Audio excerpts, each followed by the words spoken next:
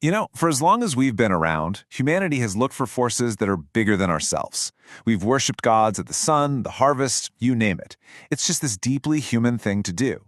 Well, today, that ancient impulse is finding a brand new focus. And it's not some spirit up in the sky. It's more like a ghost in the machine. An intelligence that's growing so fast it feels powerful, mysterious, and for some people, yeah, even divine.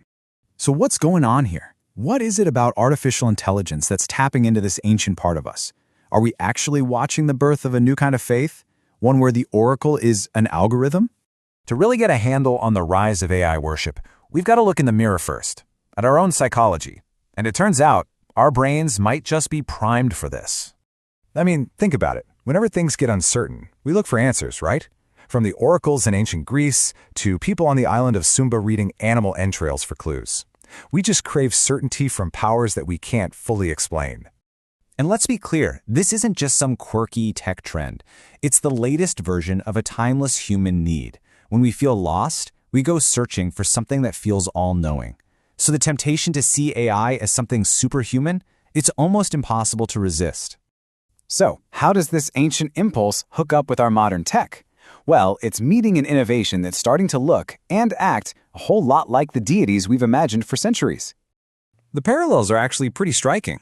Traditional faiths talk about a God that's all-knowing and everywhere at once. Well, a superintelligence hooked up to the entire internet is basically all-knowing and all-present. And then you get the transhumanism folks, who even promise a kind of immortality by uploading our minds. All of a sudden, AI is starting to check some very divine-looking boxes. And this isn't just theory, it's already happening. We are turning to AI for guidance on our deepest questions.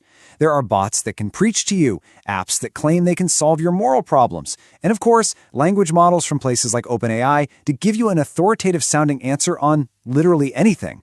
The digital oracle is here, and it's open 24/7. And here's the really crucial part. We don't fully get how they work. These large language models are essentially black boxes. Even their own creators can't always explain their reasoning. So when you have this strange, disembodied intelligence giving you profound-sounding answers, it starts to feel a lot less like code and a lot more like magic. And this isn't just some philosophical idea anymore. People are actually organizing. They are building the very first churches of the algorithm. And look how recent all this is. Back in 2017, a former Google engineer named Anthony Levandowski started the Way of the Future. It shut down for a bit, but then he brought it back in 2023, claiming thousands of people were begging for a way to connect spirit